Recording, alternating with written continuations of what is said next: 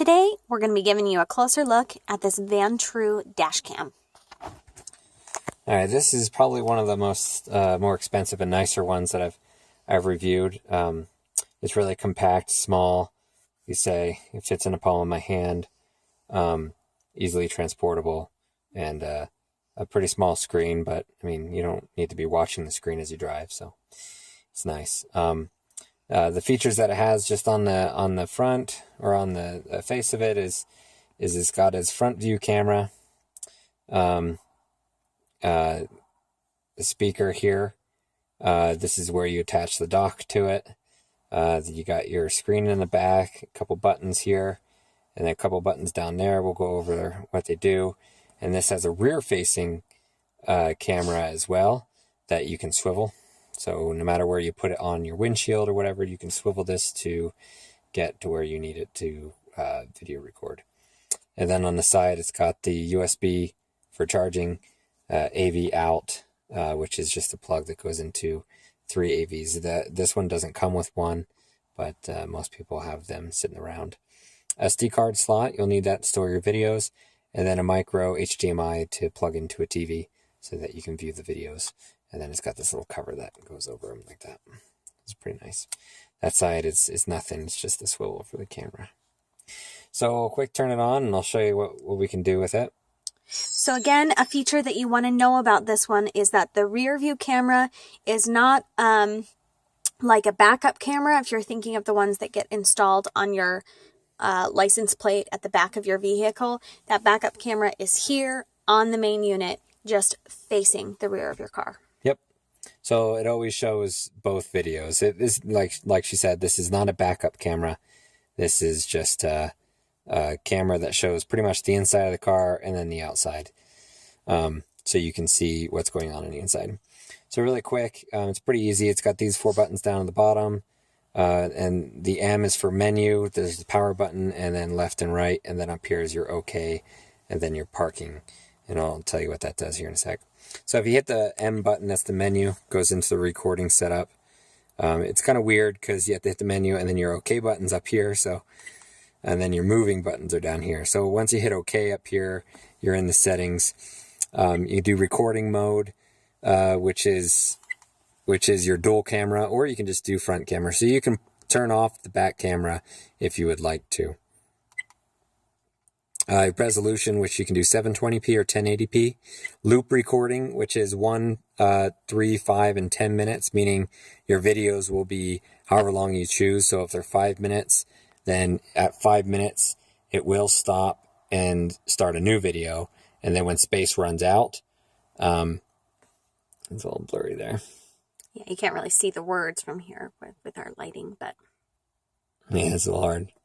Anyway, if you, at the end of 5 minutes, it'll start a new video or whatever you choose. And at the end of the time, it'll start recording over the videos once your storage is full.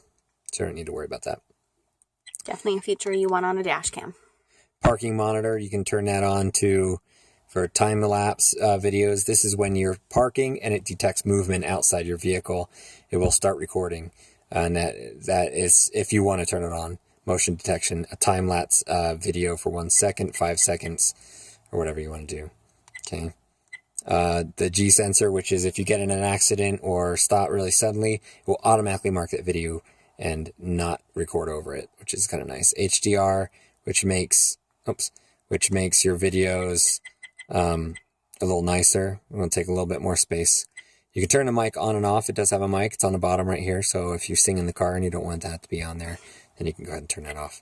Stamp is for time and date if you want that on the video as well. And then that's that. So you can go to system setup. You got your language, your time setup, car number set, which means you can put, Honda Odyssey, or you can even put the license plate if you want, if that's something you need to do. Auto LCD off, which means your LCD will turn off at a certain amount of time that you set. Power off delay, which means once it stops detecting movement or power from the car, it will turn off. Non-use auto power off, same thing, it's not being used, it'll just automatically turn off. Key sound, this annoying little beep beep, you can turn that off. Flicker frequency, it's 50 or 60 hertz. You can just keep it on normal. Your TV standard, NTSC or PAL. Format, that's if you want to format the SD card. Back to default settings and firmware version if you want to know that. So pretty simple there. Oops. And then GPS setup. So this has GPS. You can turn GPS on and off. GPS time calibration, how many times it'll sync up with GPS to try to find out where you are. GMT setup, that's your time. So if mountain time is -7 on GMT. Your speed unit, which is kilometers per hour or miles per hour. That's it there. That's your whole setup. That's files if you want to look into your files on your SD card. I do not have an SD card in there currently, so we don't have the file saved. But you can do by event or normal view. See, I have no images. So back up here, that's your setup time. So back up here, this button right here, if you press it once, it'll take a picture. So if you see something happening in front of you and you quick want to take a picture like an emergency or save the video that it's on, you quick tap that and it'll save a picture and the video that it's currently recording.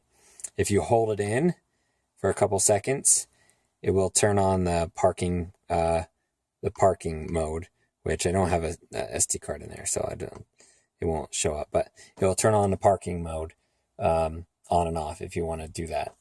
Or you can set it in the manual or set it in your settings to be on if you want that. Now, will that parking mode automatically turn on when you set it in your settings to turn on? If you set it to off and then you want to turn it on, you hold that in. Okay, so you have to manually push that button if it's not set in your settings. Otherwise, you don't worry about it, and we'll just do it. So this is the dock. It's pretty cool because you can either put your charger in the side, or you can put your charger on here because it has these little contacts that fit right on into there.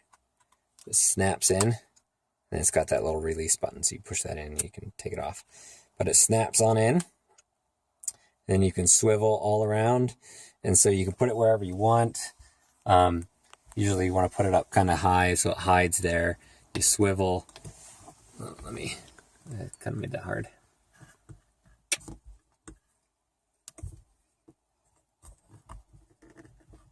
This is a really nice unit as far as placement and being able to get a good angle. So to turn it or to suction the cup, this thing just swivels, boom, like that, and then it suctions the cup.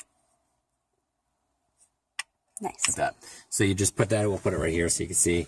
So you'll just swivel that up. And then you can move this around to wherever you want it. And then position that if you want the rear view camera on. That's a great grip.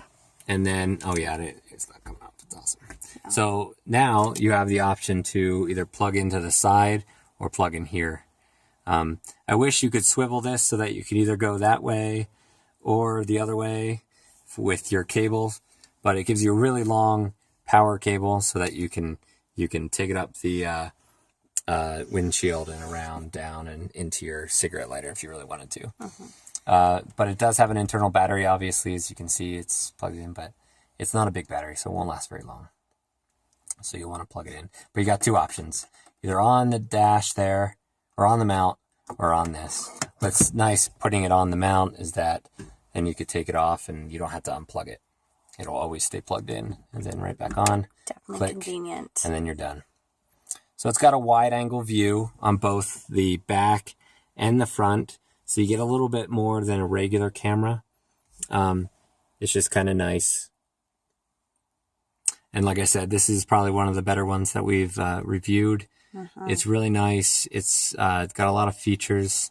It's got the extra charging on the dock instead of just on the unit. The menu is very easily traversed.